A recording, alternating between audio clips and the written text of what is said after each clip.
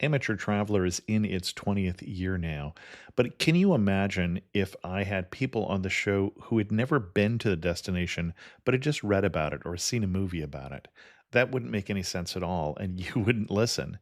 We all know how important it is to receive advice from people who know a destination to get the most authentic local experience.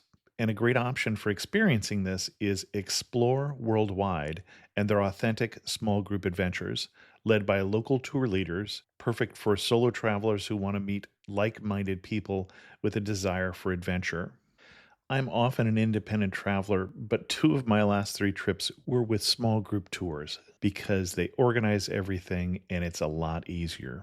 If you want to recreate the tour I did to Malta, they have a Malta and Gozo Discovery Tour. I'm intrigued by one of their tours called A Taste of Sicily. The company again is Explore Worldwide, and visit exploreworldwide.com to learn more. And thanks to Explore Worldwide for sponsoring this episode of Amateur Traveler.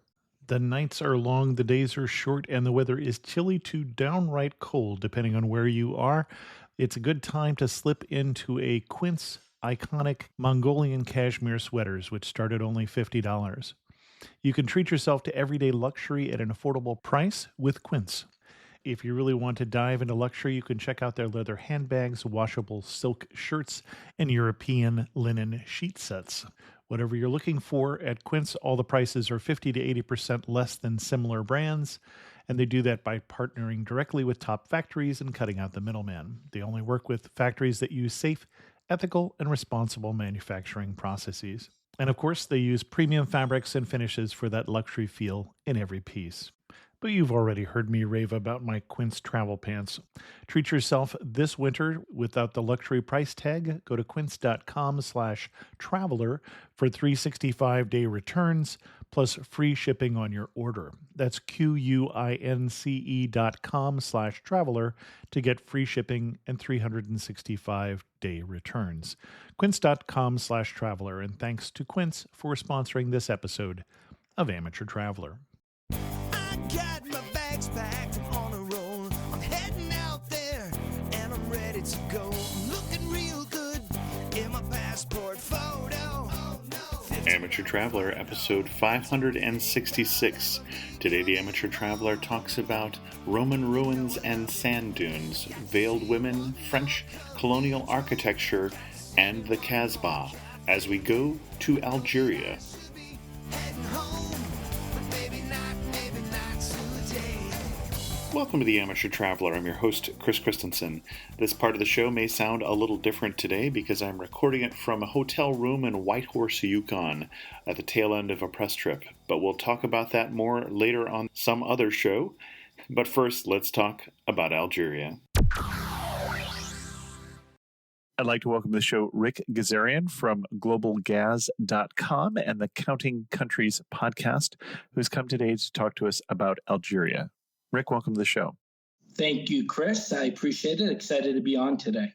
And we'll see how this goes, since we've already had to start this twice, because I started introducing you as talking about another country that starts with A, because it's so hard to believe you went to Algeria, I guess. So why did you go to Algeria?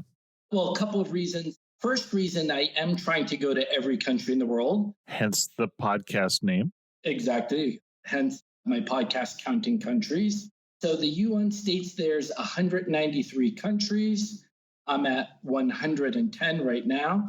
So I was in Europe for a bit, and I decided to pick off some countries in Africa, and I saw there was a nice direct flight from Barcelona to Algiers. And I've also read a fair amount about Algeria, and I knew it was a pretty interesting place to visit. Okay, excellent. And you were in Algeria just recently. I was there in April. Why should someone follow in your footsteps and head to Algeria? I really do think this is quite a travel gem to go visit. It's definitely off the beaten path, so you're not going to be running into a lot of tourists. So it's definitely an unspoiled country. There's no one hawking postcards or really even trying to scam you. 2, there is some very interesting Roman ruins up in the north. 3, you have the influence of the former French colonialism. And also three, some amazing things to see in the south, including the Sahara Desert and one of the unique places I've ever been in my life, a place called Gardea, which is a oasis town in the Sahara. Excellent. And we laid out an itinerary there. Let's do that in order then. You landed in... Yeah, I flew from Barcelona, quick flight to Algiers, and I spent 3 nights in the capital. There's around 3 million people there. It's spread across the Mediterranean. It's actually a really good-looking city. Took a shared taxi going east to a small town called El Ulma, because I wanted to visit a Roman ruin there. Well, let's do this one a little slowly, because you already gave us a sort of broader overview. So in Algiers first, what should people see in Algiers? Yeah, in Algiers, there is no must-see monument or incredible thing that's going to blow you away. But one of the things that I think is on top of everybody's list to visit is the historical section or neighborhood of Algiers called the Casbah. Sure. This is a very dense area with very windy footpaths, an old neighborhood going back centuries and centuries, and is also very well known for having a lot of freedom fighters, Algerian freedom fighters, who were fighting against the French during the colonial days. Okay. Not so much anymore. Not so much anymore, thankfully. Well, to take a step back, there's not much information relatively about Algeria when it comes to Lonely Planet or really that many websites. One thing I did note on a couple of points, it said do not independently visit the Casbah region. The couple of places I did note, it says make sure you bring a guide or have a guide accompany you to this region. I did follow that advice. It seemed pretty safe. I didn't have any issues. I think I could have done it independently. Okay. But nonetheless should be a place that you go to visit. So you had a guide. Where did you find a guide? That's not an easy thing either. Through a number of Google searches, I ended up on a fellow country counter who had just been in Algeria the month before me, and he had found a guide. So I was really just riding his coattails. So Omar from Fancy Yellow Travels was my guide for the day. Okay. And I actually went back a second time. In that time, I actually just went with my taxi driver who I had went to visit somewhere else and sort of befriended. Okay. So you rented a taxi basically for an afternoon or something rather than just a single ride at some point. Yeah. So there's a Roman ruin called Tipazia, which is on the outskirts, an hour ride outside of Algiers. So I did hire a taxi driver to take me out there for the morning. And I decided to keep him for sort of a second overview tour of Algiers in the afternoon when I got back. Well, and that may surprise some people. I'm sure people who are Roman history buffs are not surprised by finding Roman ruins in Algeria and Tunis and places like that in northern Africa. But it may come as a surprise to some that the Mediterranean used to be, as they said, a Roman lake with the Roman Empire all the way around it. In fact, later on, this was part of the Visigoth kingdom, I think, if I'm not mistaken. So yeah, a lot of history here that predates the French, for instance. So, I mean, the Romans were definitely there, I think, started coming in the 1st century AD, and they had a number of Roman towns and fortifications around the coast of the Mediterranean. I was lucky enough to visit 3 of them during my visit to Algeria, which were, on the coastline or close to the coastline. One of them was Tipazia, as I mentioned. I was actually really disappointed with that one.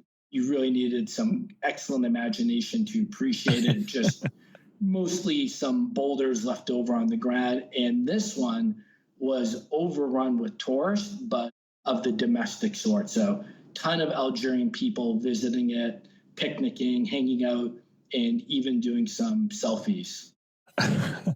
But not as much to actually see. Yeah, I don't know why it is. Well, from Roman point of view, that is correct.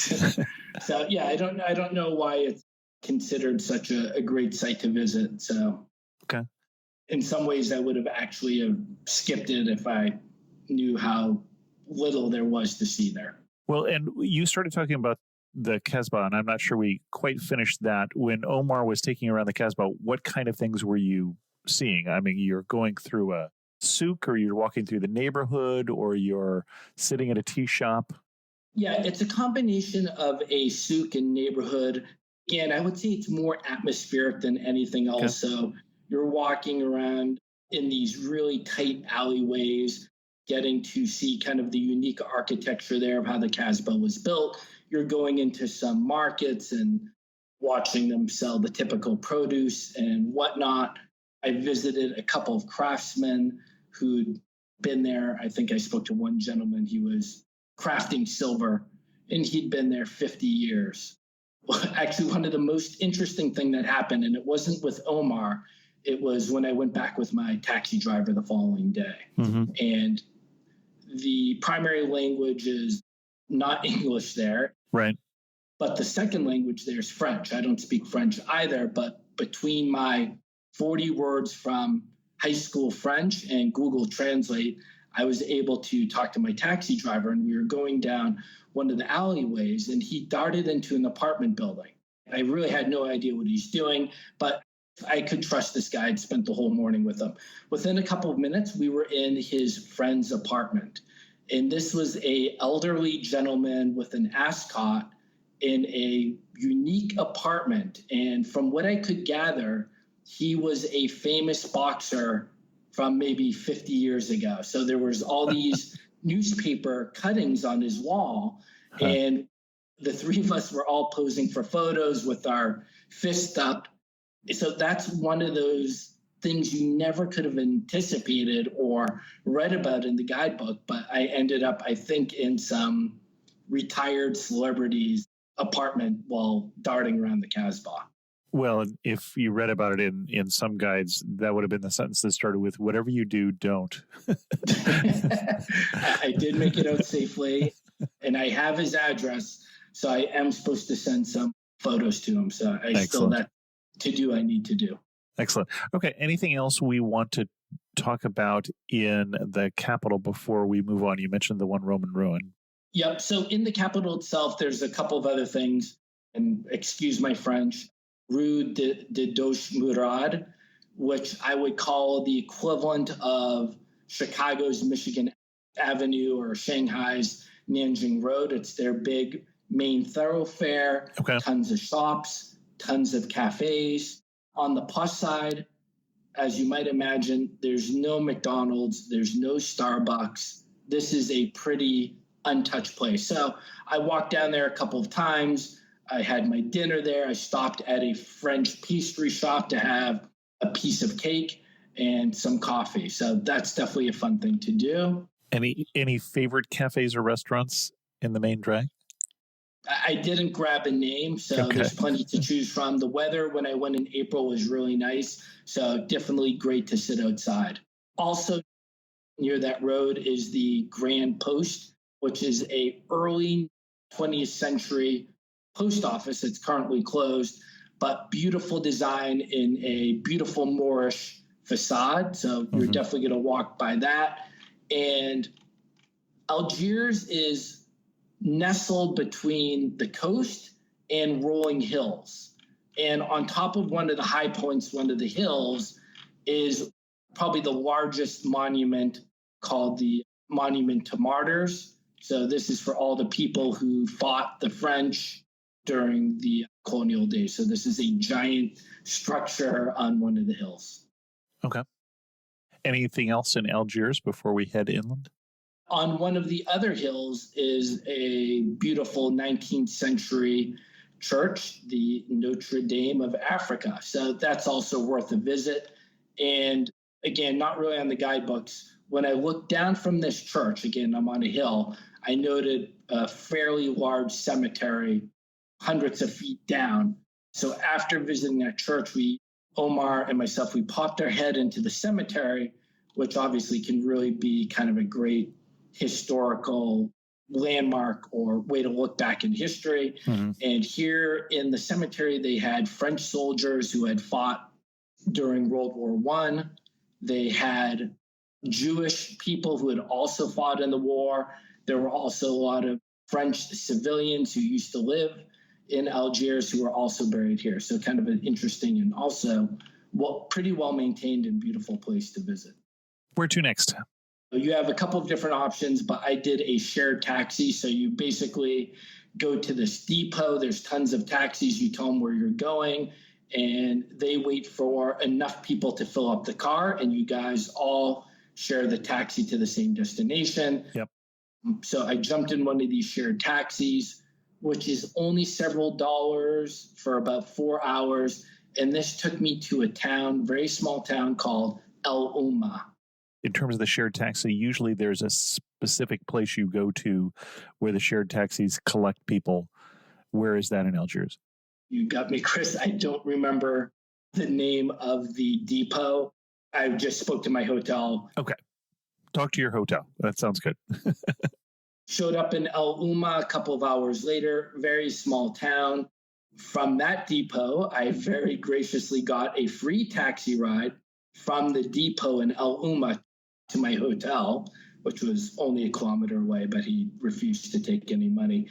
You know, some of the listeners might know that Arab hospitality is a real thing, and Arabs in this region can be very gracious and warm and helpful. Checked into my hotel there, spoke to the reception. 30 minutes later, I got another taxi driver to drive me to a nearby Roman ruin about 45 minutes away. This Roman ruin is called, and again, probably pronouncing it incorrectly, Jamala. This one was beautiful. So over a pretty expansive area, rolling hills, greenery, pretty well preserved, or parts of it very well preserved, like a couple of impressive arches and a temple and a amphitheater. Mm-hmm. The other major bonus, there were a couple of locals visiting there, but I only saw one other Western tourist who left shortly after I arrived there. So for all intents and purposes, I shared this entire vast area with only a couple of other people. Mm-hmm. And I mean, it was only 2 rooms. There was also, though, a very, I would call, impressive museum at this Jamala Roman ruin with some fantastically beautiful mosaics that they had preserved. I was really blown away by them. Yeah, that's certainly something you tend to see. I've seen that in so many different places where the Roman ruins, where they take some of the mosaics usually from the floor. Is that what it was here? I don't know. I learned later when I went to the Bardo Museum in Tunis, I think, and I might be confusing this, Byzantine mosaics are on the floor and Roman mosaics come from the wall, but I might have that reversed. I would have said that would be reversed typically. Okay, I'll go with you. Excellent. Byzantines considered themselves Romans, so you can definitely see the connection between the two in terms of mosaic artwork. Definitely. Excellent. And then where did you go next? Yep. So the next morning, again, I went to the taxi depot for the collective in El Umma, and then I went to Constantine, which is further east along the coast of Algeria. Mm-hmm. That one was a quick ride, maybe 60, 90 minutes. I showed up there. Once you get to the depot, then you obviously have to get another taxi to bring you to the last kilometer, so to speak. There was an Ibis hotel, and I checked in there. I came to Constantine because, again, there's another Roman ruin that's relatively close. Mm-hmm. I spent the afternoon walking around in Constantine. No must-see here. I guess maybe one of the more interesting or beautiful things I saw, there's like victory arcs set up on a high point in Constantine, up on a hill. Uh-huh. And really a fantastic, beautiful view from this point. I came up there for the sunset, and Constantine also has some really beautiful bridges. Mm-hmm. So up from this high point and looking down over the city and looking at this bridge and being there for sunset was a pretty cool thing. The name of the bridge, again, and I'll be butchering this, is Pont Sidi Massid. The Monument au Mort is the arch that you want to be at to watch the sunset and overlook this pretty nice bridge. Okay. The next day, I took a flight to Gardea. Gardea is going south into the Sahara Desert.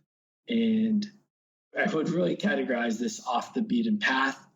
Gardea is an oasis in the middle of the Sahara, settled, I think, hundreds of years ago or around 1,000 years ago. And 5 villages were built and set on 5 different hills.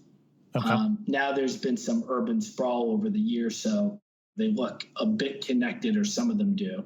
And each one of these villages is a walled off village, and each one has a high point with a minaret and a mosque serving as the call to prayer. And in the old days, it also served as the watchtower. In short, I was doing this trip independently. Gardea, I don't think you can get away with doing this independently. You need to have a guide with the car because things are spread out. There's no traditional tourist hotel to stay at in town, so to speak, where you can just walk around. So I stayed at a guest house, which was really quite isolated. I was really by myself, and it's not easy to get a taxi. It would have been an hour walk to one of these 5 villages. So I ended up having a guide for my entire time who picked me up in the morning and dropped me off in the evening. So he was my constant companion over my 3 nights during my stay there. If I may ask, how much is that going to cost someone in a place like Algeria? Extremely affordable. I want to say, and I'm going to forget the numbers exactly. My guest house was around, I think, $25 a night. Okay. And that included both breakfast and dinner. And it was built in a traditional manner, so it was quite a beautiful place. And I was actually the only guest at the guest house my entire time. My guide was with me again from basically 9 in the morning till probably 9 at night for 3 days. And he was about $30 a day. Wow. So Okay. extremely economical for a 3-night visit. Okay. This area is a really conservative area, and some level, of course, they want tourism, but in the other light, they're not ready for tourism. Uh-huh. So, for instance, every time you walk into one of these walled cities, you're not allowed to independent travel. So not only did I have my guide, but you were met by one of the local guides of these 5 villages. And they had a bunch of rules, like you're not allowed to be there after sunset. You're not allowed to smoke cigarettes. And the most truly frustrating rule for me, my big hobby or passion is photography. You're not allowed to take any pictures of any people. So even if you're in a larger market area and there's someone 50 feet away, technically you're not allowed to snap that photo. Interesting and really frustrating, because for me, one of the things that was most fascinating was the dress of the woman in Gardea. So I think we've all seen the burqa and the headscarf. Sure. They really took it to a different level in Gardea, and it's called a hike. So not every woman, most women were dressed in a hike, which was a burqa-like clothing item that was draped over their body, except it was all white. And the other thing that really grabbed my attention, I was really fascinated, is the only thing you could see from these women was a single eye. So that was the only visible portion of their body, was a single eye that was showing. So they were always silently gliding by you, sort of like a ghost, and you would just see this one eye peering out of their headscarf. So really different and quite interesting. So we spent 3 days visiting the 5 different villages, learning about life there, everything from their irrigation systems to fig industry. Every night ended up at one of my guide's friend's house, where we sat outside and sipped tea. So that was kind of a cool way to end the evening. And I'm not sure who all the guys were, but before I knew it, we'd be sitting outside on the ground, drinking very sweet tea with a ton of mint. And there'd be 10 locals, and I would hang out with this group for a couple of hours underneath the moon outside, and then end up at my guest house for the next day. You described this experience sitting here with the locals. It also reminded me, I forgot to ask you when you were talking about riding in the collective taxi. You kind of just glance over that, but for some people, that's going to be a different experience because you're riding with locals who you may or may not be able to communicate with in a very articulate fashion. What kind of interactions did you have as you're in local taxis riding around the country? I wish I had a good story with the collective taxis. Both times I took one, it was a very silent group. Really? So the first one was a minivan where they squeezed in 8 people. It was actually, I was in the bottom back left, and it was really actually kind of claustrophobic, and I had to tilt my head the entire time because the roof was so low. But that was really just 3 hours of silence. It wasn't just me. No one was talking. And then the next one from El Uma was actually a similar situation, just a bunch of strangers sitting in the car together. I think I was listening to a podcast, maybe even yours, as I cruised across northern Algeria. Well, you certainly get full credit if you're listening to Amateur Traveler while you're doing it, at least. Definitely. I'm an avid listener. But again, when I was in Algiers, I met Hasmik just driving from Algiers Center to my hotel. There were a couple guys in the back because, again, this was a shared taxi. Right. These guys were excited to see me.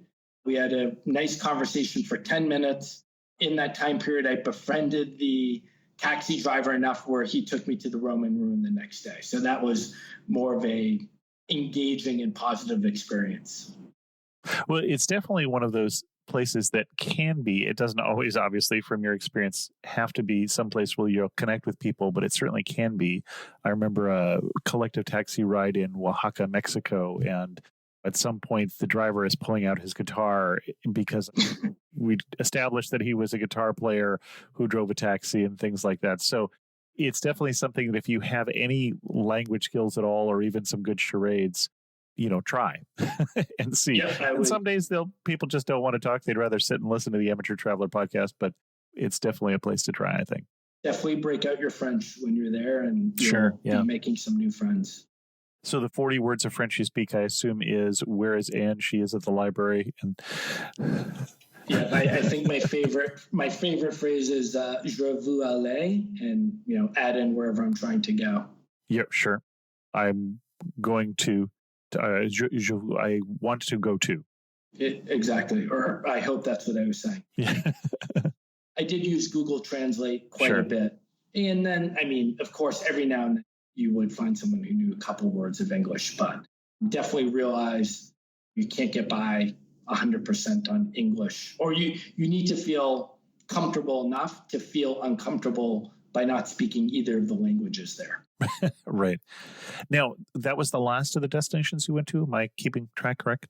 There was actually one more. So I got dropped off at the bus station by my guide, and I took a long-distance bus around 8-9 hours to, I would almost call it like an outpost in the Sahara. So this place was called Timimon, and I got dropped off at the bus station there after about an 8-hour ride, made it to my hotel, checked in there.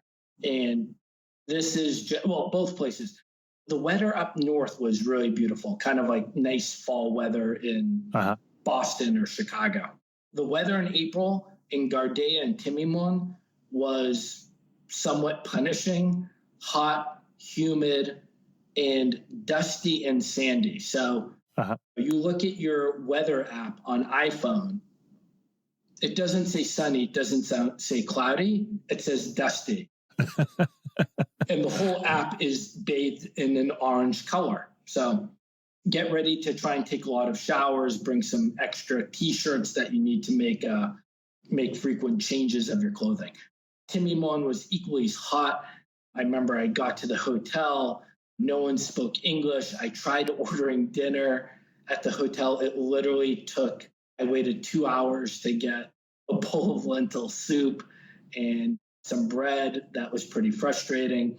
Part of the tourist tradition in Timimon is riding around in a four-wheel vehicle in the Sahara. It's called the Sebka Circuit. Okay. So you can arrange this through the hotel. I had my own car and driver, and that was like $50 for the day. Okay. So I had a gentleman pick me up in the morning, and which was nice, I wasn't alone. We actually convoyed with two other cars, two other groups of French people. So the three cars made their way out into the Sahara Desert for the next 8-9 hours and visiting some abandoned villages, some Berber forts, and just taking in the beauty of the desert. Later in the afternoon, we went to an area with larger sand dunes. I don't know if you've done wadi bashing in Dubai. No, I haven't been to Dubai. I've done large sand dunes in Morocco in the Sahara. But I mean, the funny thing is you say went to an area with large sand dunes. So it sounds like you're in an area that's similar to the desert I went to, which is desert doesn't mean sand dunes necessarily. Yeah. I would say the day was split in half. And the first day, it was more just flat, open desert with some hills there, mountains in the background. Later, we went to, I think, maybe what the stereotype is. Yep. The stereotype of sand dunes. A real popular thing to do in Dubai is you sign up for wadi bashing, which is you get typically, for some reason, always in a white Toyota 4x4, and they let the air out of the tires and they go speeding along the tops of sand dunes. And every couple of minutes, you feel like your car is going to topple down the hill. And some people get car sick. It's sort of like a roller coaster running on tops of the dunes. So we also did that when we were in Timimon in the Sahara. And again, the really nice thing was the couple of times I've done it in Dubai, there might be 50 or 100 or 150 cars that you see in the horizon. And when we went, I was one of 3 cars out there. So pretty cool experience being able to do that. Excellent. Befriended a Algerian French family who sort of adopted me. So I got to hang out with them during the day. And I met them at the one nice or beautiful hotel that evening, which had an amazing sunset view over their infinity pool over the desert, and then had a nice dinner. And that ended up my Timimon area of the trip. Excellent. When you decided you were going to Algeria, how did you decide which places you were going to go to? I bought the Lonely Planet Africa guidebook as a start. So it has, every country in there. And one of the challenges is South Africa might have a lot of information. Algeria really, for, things to see, things to do, I think might be like 8 pages. But I read that. I go to Wikipedia. I go to Wiki Travel. I reach out to some of my travel peers. I read whatever blogs I could find, which were not that many. Another big resource for me when I'm going to kind of a non-popular place is the forum on TripAdvisor and the forum on Lonely Planet. Thorntree. The Thorntree, yeah. And I just go back and I read 6 or 12 months of messages within these boards. And one other thing I did, I was originally going to book my tour with a tour provider and have them do everything. Sure. The costs were so crazy. For a 10-day trip, they wanted to charge me like $4,000. Oh, my. Wow. And it didn't make sense because you're talking about hotels that are $25 a night. Yeah. Exactly. I could take a domestic flight for $45. Right. And I could stay at the Ibis, not the best brand, but that was $50. So I'm like, where's the other $300 a day go? So then I just started doubling up my research to figure out how to do it independently on my own. Okay. And were there places that for time you had to cut off your itinerary, but you'd love to get back to when you're there again? There's a city on the west called Oran, which is sort of their cultural university music town, which sounded interesting. But again, I had to make choices. In the southeast, and I'm probably pronouncing this wrong again, is an area called Hager Mountains, which is supposed to be another tremendously beautiful nature area. I was originally planning on going there, but there's another issue we haven't touched on, and that's security. That was actually where we're going next. Yeah. Okay, I like that segue. Then, so this area, from my understanding, and actually from talking to one of the original tour providers, this area is off limits to tourists at this time. And this is near the Moroccan border? No, it's on the other side. So more southeast. Sorry. Okay, got it. So the situation in Algeria is they went through a vicious civil war in the 90s where tens of thousands of people were killed. For all intents and purposes, I mean, it's some sort of dictatorship right now with a heavy police and military presence throughout the country. I mean, Gardea, the first place I went in the Sahara, I was stunned at the amount of gendarme, police, and military. Literally, I would see 4 policemen in riot gear every second block. Huh. But I felt completely safe, and I was never hassled by police or military during my whole 12 days within the country. Okay. But in areas closer to the border, so closer to Mali, closer to Niger, some of these areas, I guess, are more of a security issue, and are some of these areas you're not allowed as a tourist to visit. Okay. Yeah, well, and actually closer to the Moroccan border, I know that there's been a story that some Syrian refugees have been kind of trapped in, because it's not a stable place. You're not really allowed to approach the border from either side, either the Morocco or the Algeria side. Yeah, well, one of the reasons I wondered that too is one of the places that I would like to get to is the ruins of Hipporegius, where St. Augustine was from, who was a Berber.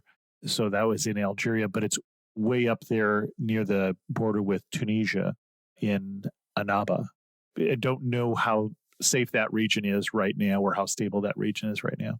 How did you decide which regions not to go to? Was that the same set of resources you were talking about previously? Well, I think I narrowed it down to places I wanted to visit first. Yeah. And then after the fact, one of them being the Hagar Mountains, I found out that was one of the places that I could not visit. Okay. Got it. So up north, I would say, is more stable and safer. Sure. And probably the further south you go, it's a little more potentially sketchy. And again, I want to state I felt completely safe and fine traveling independently and by myself and even walking around at night. The one thing I'll just throw in there as a curiosity, the last place, Timimon, I found a taxi driver to take me from the hotel to the airport so I could fly back to Algiers. Again, no one speaking English. So the guy picks me up, and before I kind of noticed we're not going direct to the airport, and he stops in front of the police station. And I'm like, what's going on here? And after a couple minutes, I find myself in the police station. I'm giving a policeman my passport, who's jotting down all my information. And then I find out I'm getting a security convoy. I mean, it's just one police car with 2 policemen. But my taxi was escorted to the airport by a police car. And I guess there is some security issue down there that I wasn't aware of or didn't notice. Uh-huh. And one other thing, which was also when I flew from Constantine to Gardea, which was the first place I visited in the Sahara, you were met by policemen at the airport. And when I got off the plane, and there was definitely a bunch of foreigners on that plane, he looks at me and he's like, you the American? And I'm like, yep. And they're like, okay, we need all of your information. Who's your guide? What hotel you're staying at? I didn't have any of that information. Eventually, my guide showed up. When my guide showed up, he had to produce all of his identification in addition to my identification and provide them with the name of my hotel, etc. So the police or the gendarmes or the military at some level seems to be tracking your whereabouts in the country. And I would say, from my experience, you should kind of feel comfortable and good about this, that the government's keeping an eye on you. Okay. Well, it's certainly in their best interest to see that tourists get home safe and have nice things to say about the country. So excellent.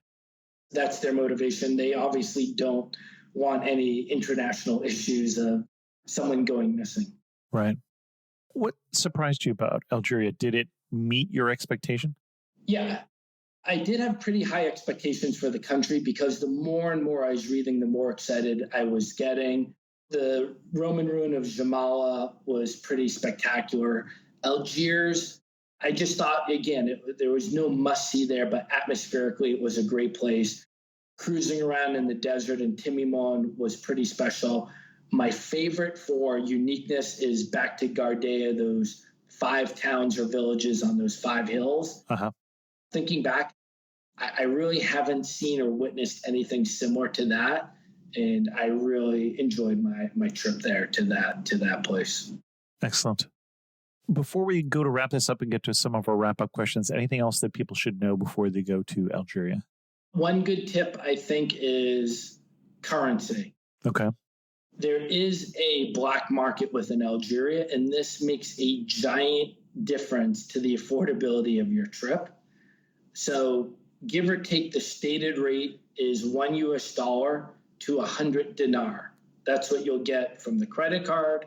That's what you'll get from the ATM. That's what you'll get from the legitimate exchange places. But if you go to the black market, you can get 175 dinar for $1.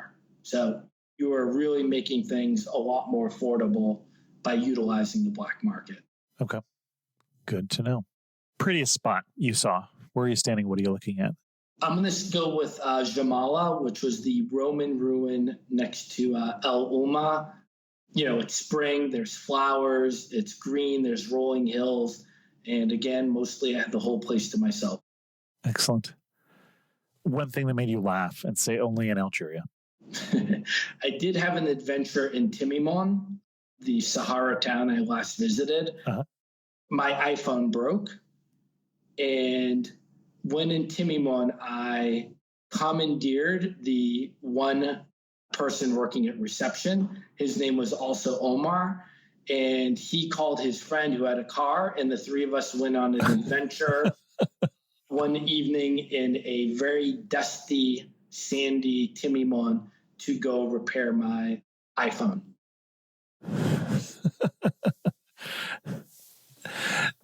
That is not the normal way that things happen in the Western nations. They just point you to the iPhone repair shop instead of the brother of the cousin of Omar, the guy who works at reception or something.